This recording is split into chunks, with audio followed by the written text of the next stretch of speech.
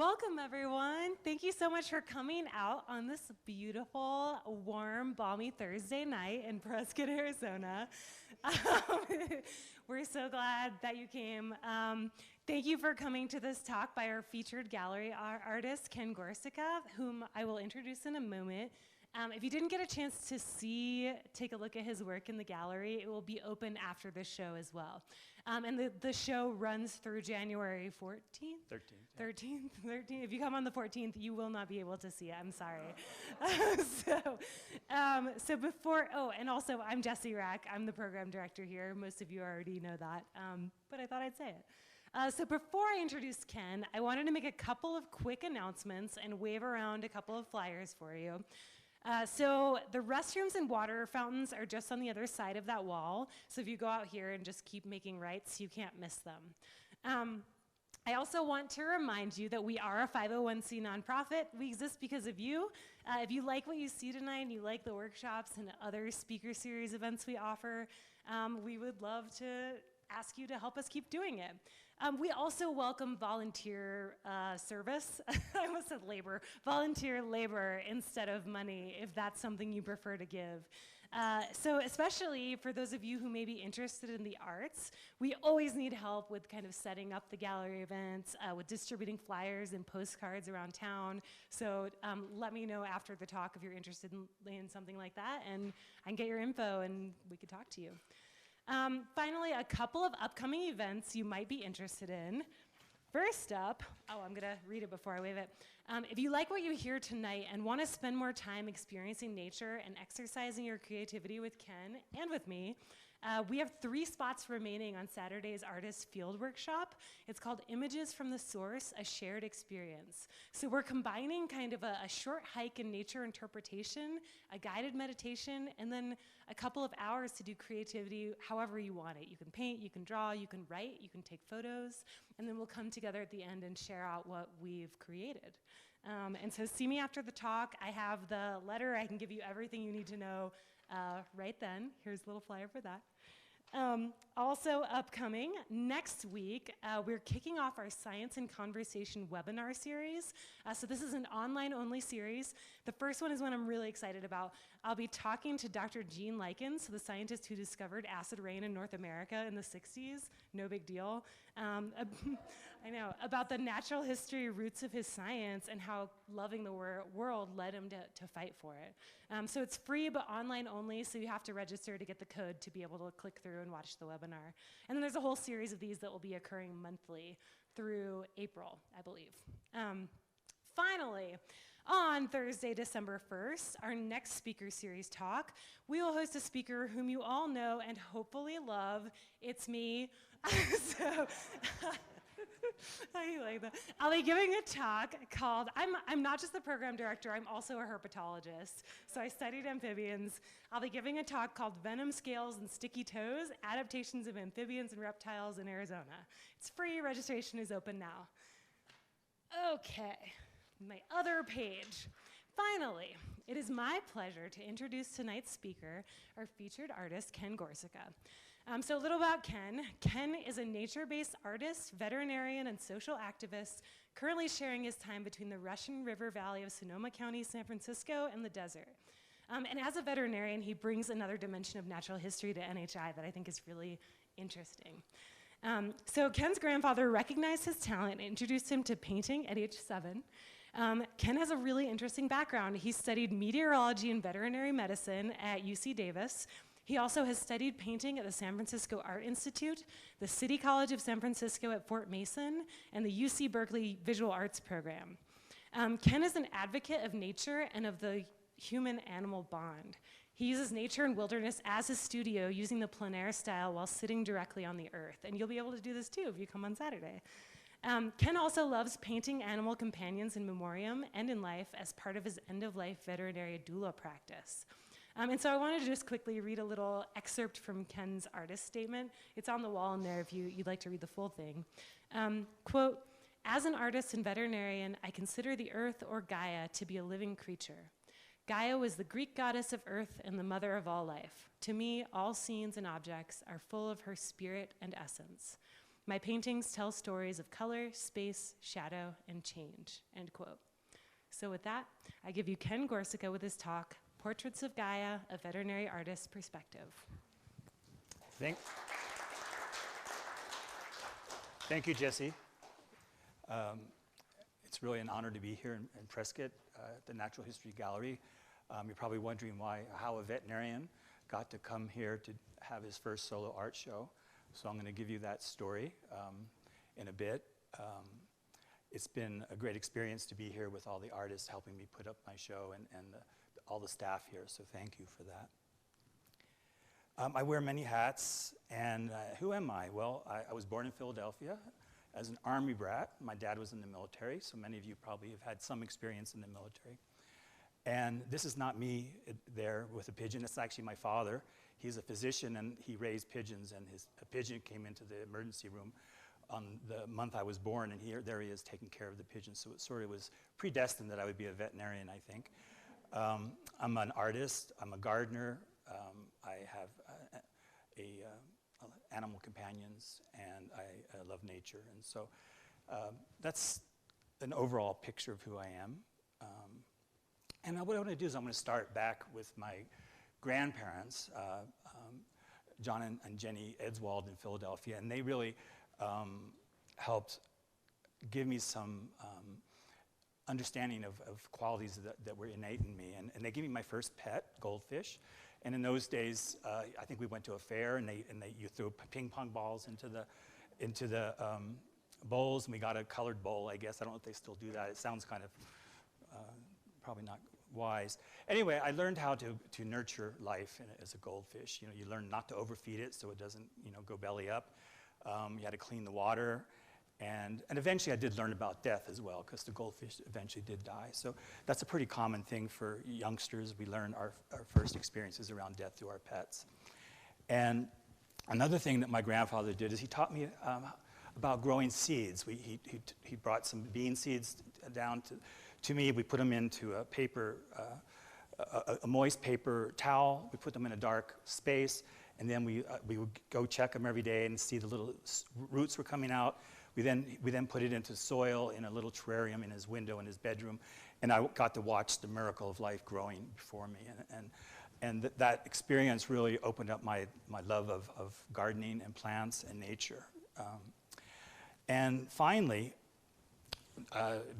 that was in Philadelphia. We then moved to Denver, Colorado, and my dad was stationed in Jordan for 6 months. So my grandparents came to help my mother and my 3 other siblings. And he one day brought home a paint by number kit that was very popular in the 60s. It was maybe many of you might have tried it. And as a child, I was just amazed that you just put dots of color on these numbers and you actually created a beautiful painting. And this is an example of, it's not the one I did, but it was of palm trees on the Hawaiian beach in the sunset. And I was so proud of this painting, you can imagine. And my mother decided to put it up in my bedroom on the wall. So that was really my first show, was my paint by number. And we did a few of those. By that time I had aquariums and I had a dog, and I still walked around in nature in the fields.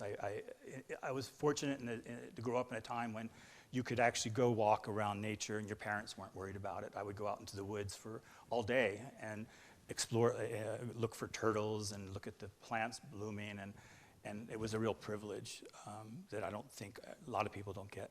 Children don't get that much anymore. We then moved to Germany, launched to Germany. The military base there is a medical hospital that was used during the Vietnam War. All the wounded soldiers would come there, and my mom read somewhere that there was a drop-in oil painting class every week, and she knew that I was interested in art, and so we went together to this class, and it was mostly military wives and little old 8-year-old me, and I went for about 3 years, once a week, and Herr Schlafman was our art teacher, he was the local artist, and we would take postcards, and then we would draw the postcards and paint the postcards. And so over that period, I probably did maybe 50 or 60 paintings using oil.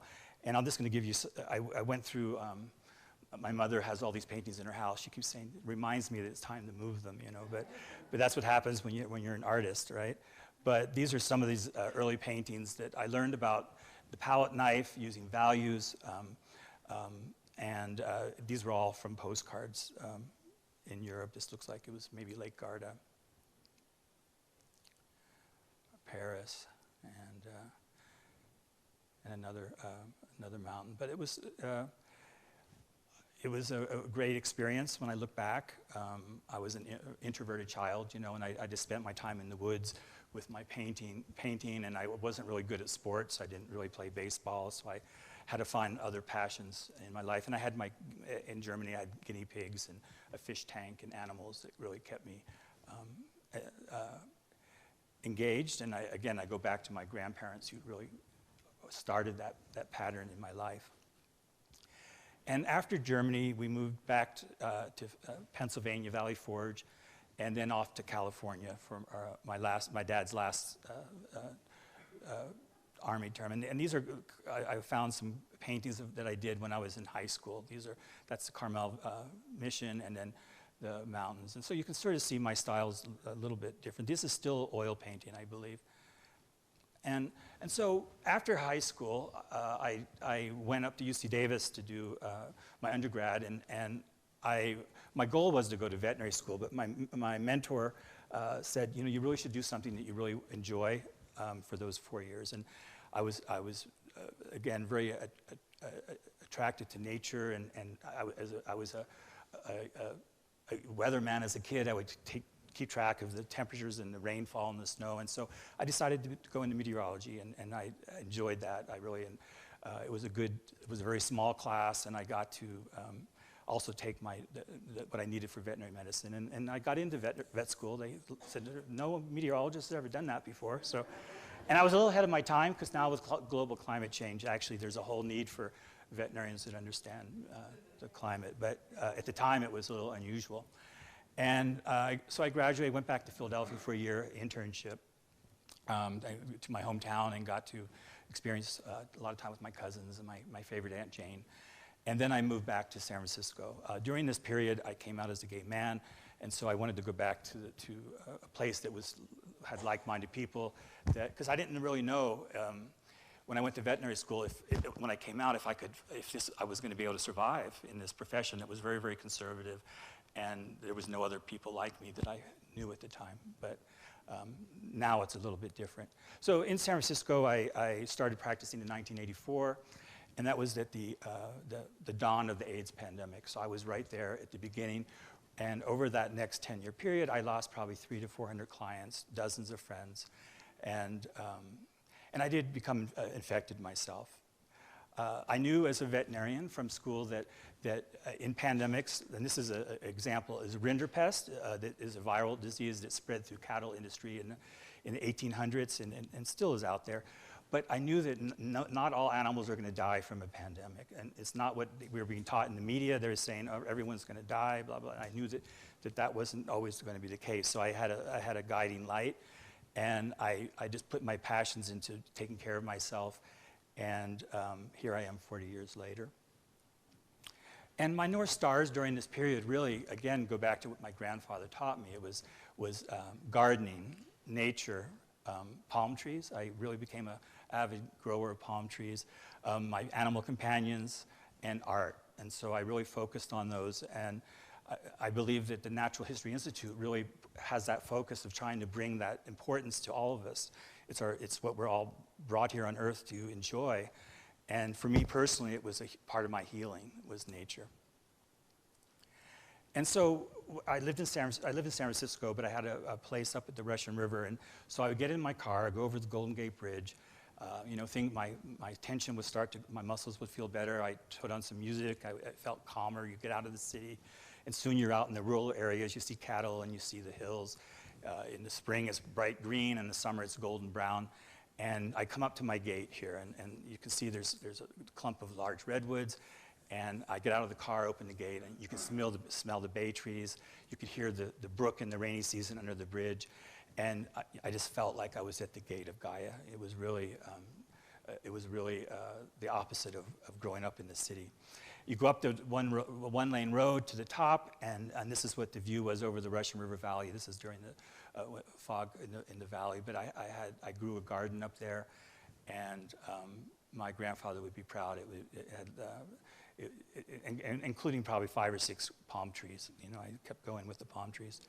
And so after I had to stop working in the early 90s to take care of myself. And so I was able to travel a little bit, and I ended up going to Sydney, Australia to visit friends and enjoy Australia. And I ended up meeting Lawrence, who's my husband, and we fell in love, and we had a long distance relationship because he was living in Vienna and I was living in San Francisco. So I would go over and visit, and he was working at the time, and so I had a lot of free time.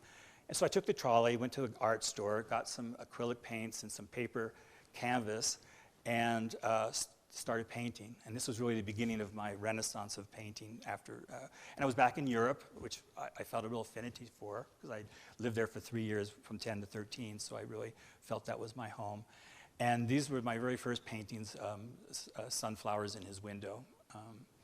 And if you've been to Vienna, you understand the actual natural beauty of all the gardens, the palaces, and I was just enamored by the rose gardens. I didn't have my own garden there, but I decided I was going to paint these gardens. And so I also went to the museums, and I had the privilege to see Adela. This is that painting that is now in New York City, the whole movie about it being reprimanded, or I forget the word, given back to its original owners during the Holocaust.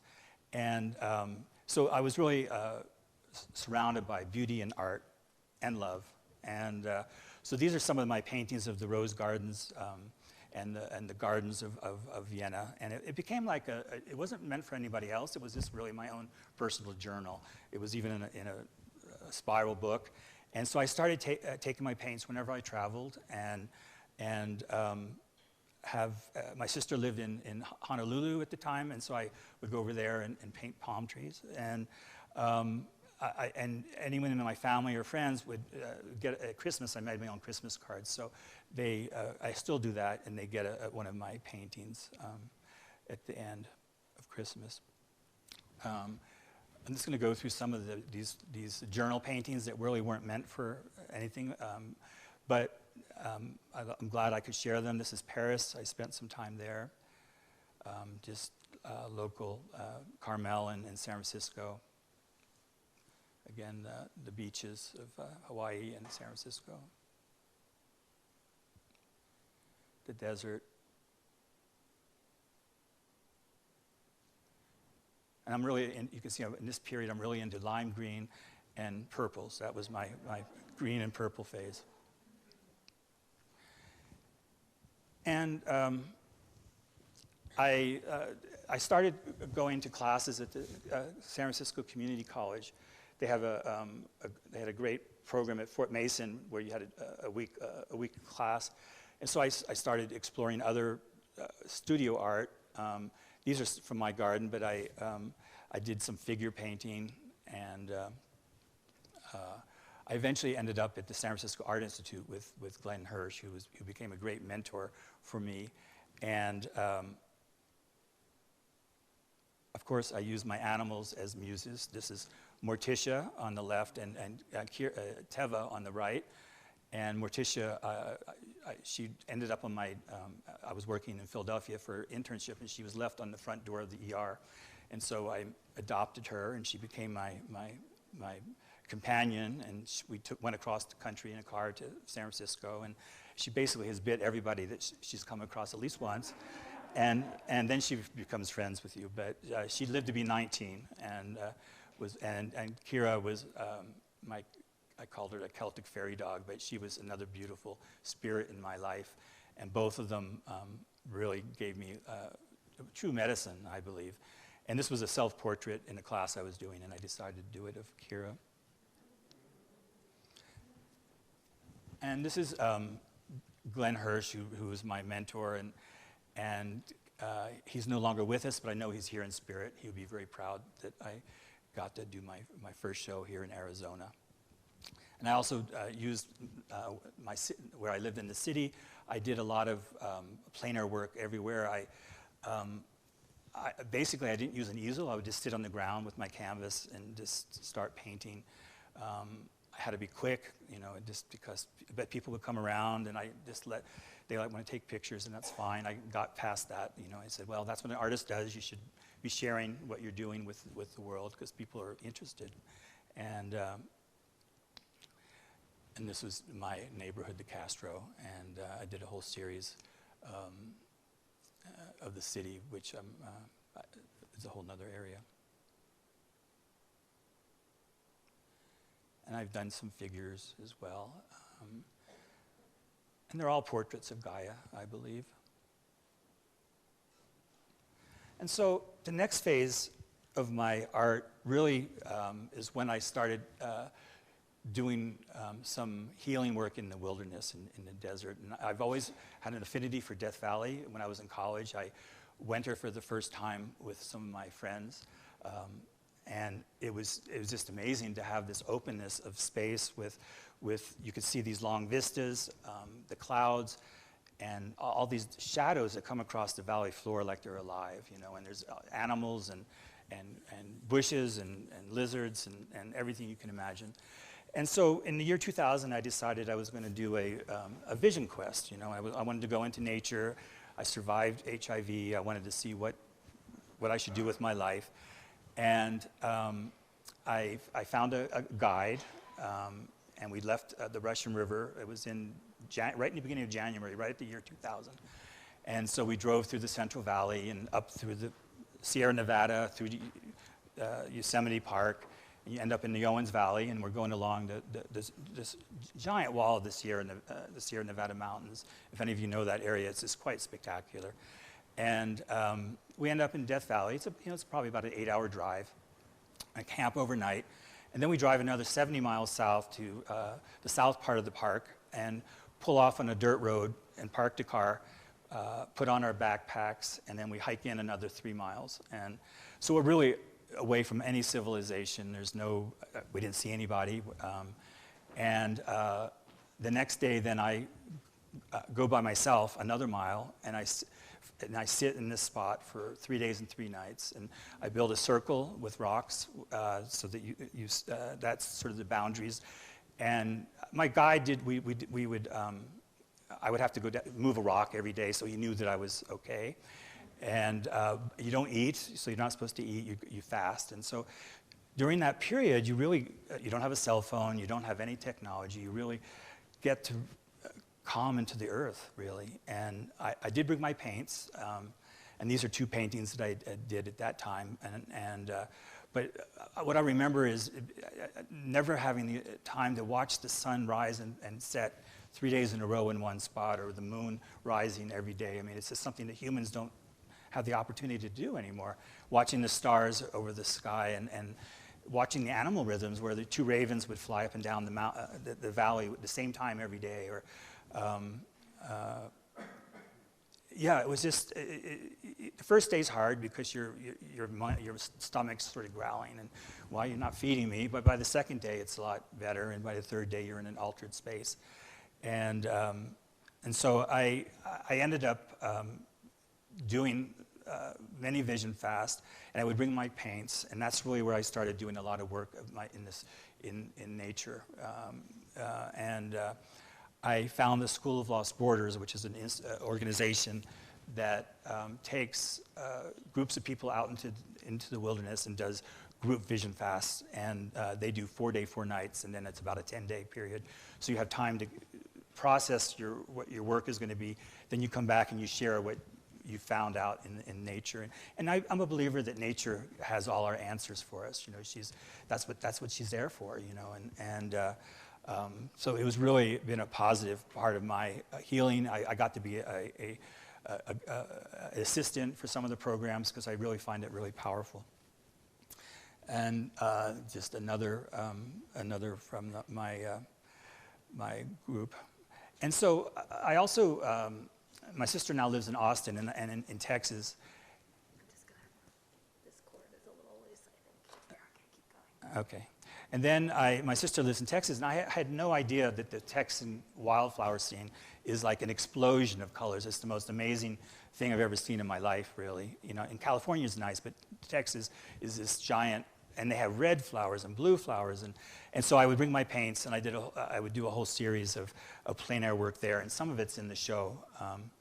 And then my husband and I started going to all the national parks, and so I would go and spend time, usually in the early morning or late afternoon, to try to capture a scene.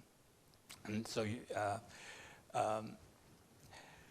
and in these retreats I did, I started to have little vernissage shows out in the wilderness. I said, well, I'll show what I did. So I started to do, bring my work out into public, in a sense, and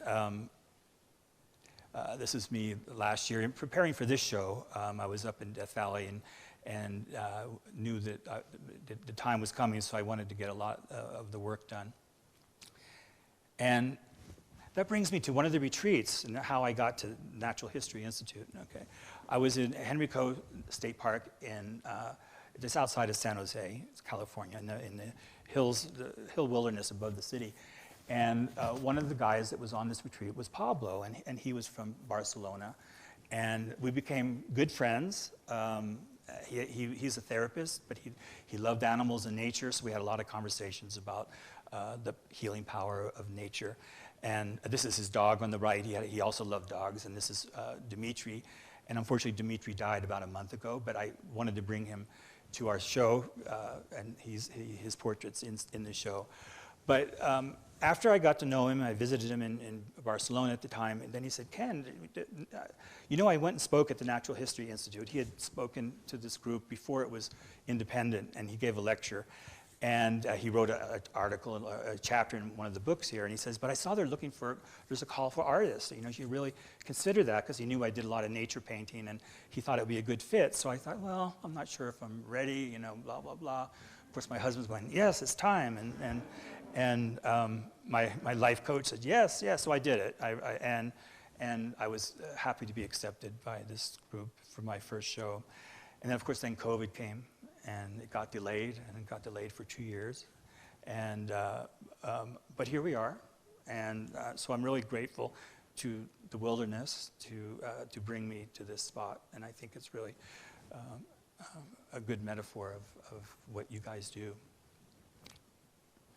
And so I want to bring us a little bit up to who is Gaia. You know, why is my show called Portraits of Gaia? A lot of you probably know who she is, but she's the Greek goddess of all living things. And so she plays a powerful role in metaphors of life. And there's the Gaia hypothesis, which came out in 1989, which explains that the Earth itself is alive. If you think about it, with all the systems and the rivers as veins and the trees as lungs, and the ocean systems and the atmosphere and all the animals, that in reality, when you cut one piece of it, you're hurting the whole. And we already know that now. But so it was then my belief that all my paintings really are portraits of Gaia. And so that's how that title came into being. And I think that all of us that are artists do portraits of Gaia. It doesn't matter what kind of art you do. And I am a big believer that she is alive, and she's going to be fine, but she's not happy right now. And so this is my, I call it Ice Bear, but I did this with Glenn at the San Francisco Art Institute, and it really has struck a note in a lot of people. It was on the cover of the Journal of American Veterinary Medical Association last year in December, and so I wanted to have it here as the main piece for the show. And I'll leave it up to you what you see in the eyes or what the bear is saying, you know. But I hope to do a whole series of different animals like that. This is before I came to Prescott. I decided I wanted to have a pop-up art vernissage show in San Francisco for all my friends, because I knew they wouldn't be able to make the journey here easily. And so I rented a space, and Lawrence and helped me, and Kira, my dog, was there, and we just put up the art and had a 4-hour show and then took it down. And so it got its exposure and gave me, at least I knew that it had been seen and that I would now be able to come to Prescott. I packed it all in the car with my dog, Kira, and we drove from the Russian River to my mom's house in Salinas, then down to Palm Springs, and then on to Prescott. Prescott, I'm sorry, I'm trying to get it right. Biscuit, Prescott, or I don't know. And so I got here a couple days early and got to meet Edie and Roger and Diane. And they helped me sort out the paintings. I brought so many, you know, I wanted to just do it like I did at home. He says, oh, no, we should make them all have their own space. And they were right. And at home, this is what I do. I have limited walls, so there's the whole house is paintings, you know. But so I'm just going to go through some of the pieces here in the show. This was, again, a sunrise in Death Valley. And the way my process is, I especially when I'm in nature, I'll start to look at the landscapes. Sorry. How do you get... Come on. There, sorry. You have it turned off, but I guess it's still hooked onto my computer. Anyway, so my process is I get the camp and I start looking around at the vistas, and I really want to watch how the sun rises and the sun sets, and I look at the shadows. And when you're in the desert, the shadows really are a major part of the visuals. And then I really want to be up to see how the sun rises at a certain spot. So I would find this spot, and then I start to sketch out the outlines and sort of create a paint by numbers in a way. And then in the morning, I get up an hour before sunrise and then bring all my paints. And I start frantically painting, trying to, I'm sorry, it's a sick friend in San Francisco. So I'll call him when I'm done. I'll tell him he was on the show. And then I'm all ready, and I have to capture that quickly. It's like 10 minutes is when the sun is there. So I work on that part first, and then the rest comes together. And I tend to put plant material in my art and rocks and pebbles from the ground just to keep the spirit alive in the art itself. These are just some other paintings that I did during that same series. Just the long vistas and the shadows. This is, you know, really pull me. And this is a artist palette. If you've been to Death Valley, it's one of the, you know, the famous tour places, but it's also a great place for artists. And so I go there a lot to paint.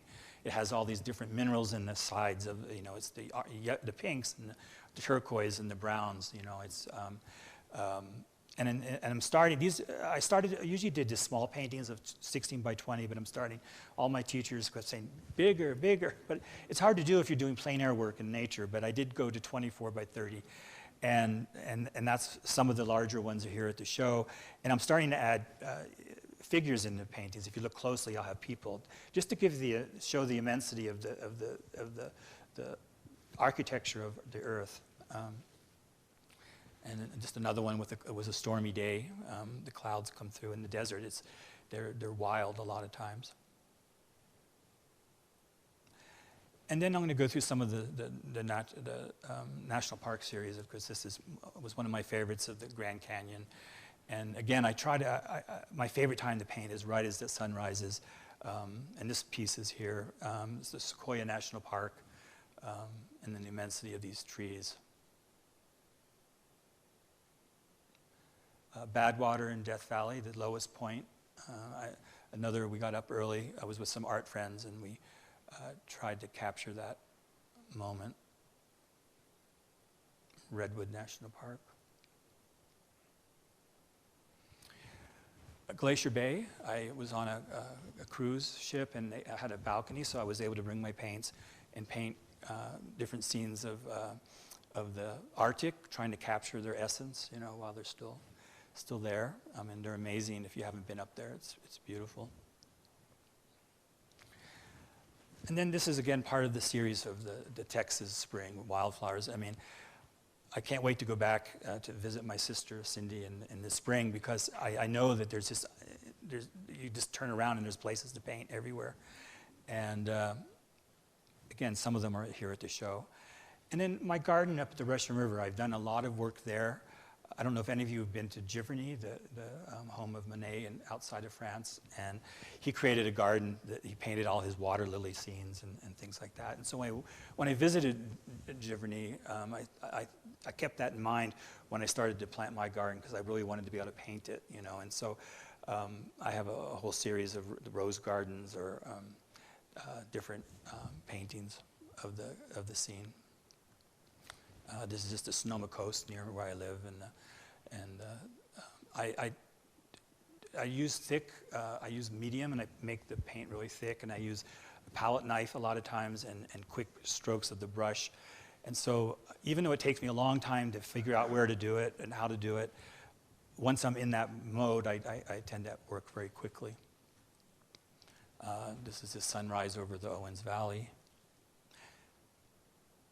Crater Lake. And this is how they were shown in my house, you know. They're just, you know, and for me, that they go together, you know. I think that they're like you can move them around as a collage and things like that. But and then another part of my art practice that is more interconnected with my veterinary practice is I do pet portraits, and I've done a lot of them over the years of my own pets, just because they're right there, they're my muse. But I started doing pets for friends whose pets had died and they wanted to have a memorial. And now that I'm in this end-of-life work as a veterinarian, where I do in-home euthanasias, I'm opening up my practice to try to capture those important relationships, because as we know, the human-animal bond and animal companionship is really one of the most powerful forces with a human, and especially during COVID, if any of you had animals, you probably know the power they had for all of us. And it was the same during the AIDS pandemic, probably most pandemics, I think. And so I'm using my skills to hopefully bring beauty to people. And I do a lot of dogs, but I do cats too. This cat was Truman, and he was owned by a friend of mine who was a long-term survivor of AIDS, very ill, and this cat is what kept him alive over those years. He said that there was many times he was going to go kill himself, and then he realized that he had Truman and he couldn't. And so he's grateful that he's still here, but our pets can really bring that to us. Of course, all artists have their family that helps them along. I have my dog Kira here. She was my assistant, and she was here when we set up the show and for my opening, and I was really grateful to have her here. And then, of course, my husband Lawrence, who has been my biggest supporter. And finally, Lawrence, I'm here. So I just want to share some other parts of my art practice quickly. I also do political pieces. This is the scapegoat, and it's the California grizzly bear being upset about the loss of liberty, and then the pig with lipstick. Yeah, so, but that could be a whole show in itself, but I thought it's probably not a good time to bring too much of that in. I also, I did this with my dad. I did a painting for when he died, and my niece and nephew, but I took my grandfather's wisdom and I tried to share art and gardening and animals with my nieces and nephews, because I knew how important it was for me. And so I would bring them together, and I would teach them how to do paintings of their animal companions, or of other. We go out to the ocean and we do things together. And so some of them, it really did take root, I should say. My niece Lauren in the center there with her cat that she did. She then went and did an installation at an Austin shelter with animals, and so I was really proud of her. She's now going to go to medical school, but art will still be in her life. And my niece and nephew, and this is just a friend on the right that in Austria that I was teaching painting. The next one is a sort of a political piece. It's a self-portrait on my deathbed. And during COVID, it felt really powerful that we're going through so much death that I wanted to paint that moment. And when you look at artists from the past, when people died at home, there's a whole series of deathbed paintings because they were there during the period. And we've lost that in our culture, but it might be coming back. So it's not everyone likes that. My husband hates it, but it just, to me, it was a part of an artist. I believe that artists have a real purpose. We have to help push society in different ways. This was a piece that is polar bears, a Joshua tree, and I was invited to be part of the show with the Natural History Institute with Edie, and it was extraction art on the edge of abyss. It was all about the extraction industry and all the effects that are happening on this earth. And so I did this piece as well as this piece with a polar bear at the Devil's Golf Course in Death Valley. And I feel that these types of paintings, if they can make somebody think, and capture someone's wisdom and understanding, that's what artists can do. I also have a series on, I wanted to bring it here, but there wasn't room, but on weather, my meteorology part comes in, and there's surely portraits of Gaia, the tornadoes and the hurricanes. And that could be a whole nother series, I guess. And so after I was here last time for the opening, I went up to the Grand Canyon via Sedona. Now, Sedona I had never been to, and I fell in love, of course. It was the Night of the Dead, and they had their big festivities. But I want to go back there and paint, there's no question. And then I spent 2 days at the Grand Canyon with my dog Kira as my assistant, and I really found that my love of those 10 minutes, when you go to the Death Valley, because of the depth of the geology, you actually get a longer period and much more orange and red to paint. So I'm going to go back. I understand why artists go there, and would love to just paint there. This was a piece I did last week. And I just want to thank the Natural History Institute, all the people that really welcomed me with open arms. Edie, Roger, Jesse, Bob, all the staff here have been wonderful. I don't know how you say, the Hacienda Inn, that's where I've been staying, and they've been great too. They allowed me to have my dog, and that was really important. And I did get up at sunrise to check out Prescott, and I found that the Thumb Butte does have that bright orange if you get there in time. This was already a few minutes late, but it would have been brighter at the very tip. And this is where we're going to do our field experience on Saturday. We're going to go as a group to the campground there, and we're going to do an hour hike with a geologist and my mind's not working, with Jesse, who's going to do ecology, and I'm going to do weather and some of the animal stuff. So we'll get to look at natural history. Then we're going to come back and do a meditation. I'm going to bring my drum, and we're going to do some shamanic journeying into Thumb Butte herself, and go with the question, what do you have to teach us as humans today? And we'll see. We then come back and do our creativity, where we're going to either paint, photograph, write a poem, and we're going to come back together and share what we all learned as a group. So that's our plan on Saturday. There's still 3 spaces. And I just want to thank Arizona, Gaia, and the Natural History Institute for bringing me here for my first show. That's how I, as a veterinarian, got to be an artist here in Prescott, Arizona. And so thank you. I'm a fast speaker. I don't know if it's about the right time, I guess. So there's time for some questions and answers. Thank you, all of you that have come, and also all of you that are watching on the YouTube channel. Hi, Mom. Hi, Lawrence.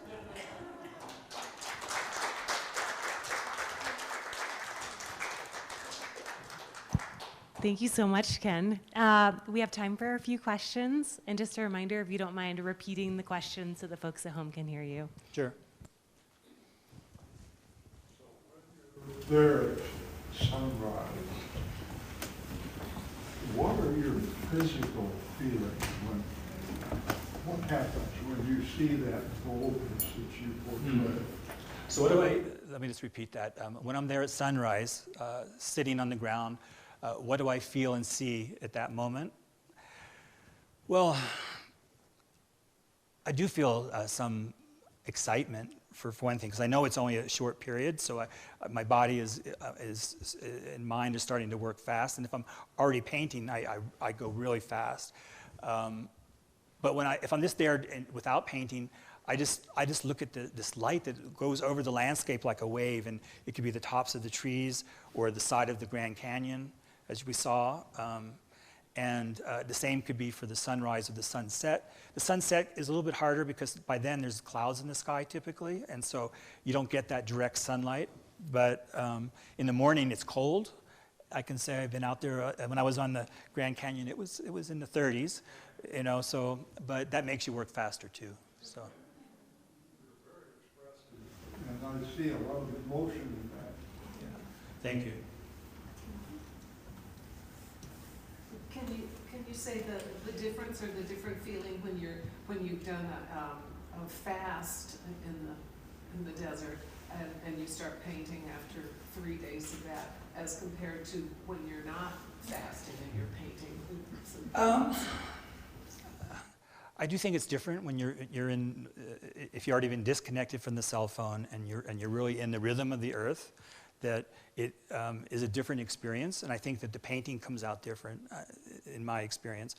But I also have learned to do that technique, like when I go to Texas and do the wildflowers, I don't have the opportunity to be fasting, you know, and so I still can do the same technique, but when I'm in the desert or in nature, I have a lot more time to observe nature and really start to think where I want to capture that moment. So that's a difference, I guess, as well.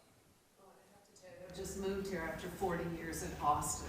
Oh. So I got 40 years of the wildflowers blooming in the Texas Hills. Isn't that amazing? And it was all because of Lady Bird Johnson. Yeah. Who did that. Yeah, it's amazing. And they're phenomenal.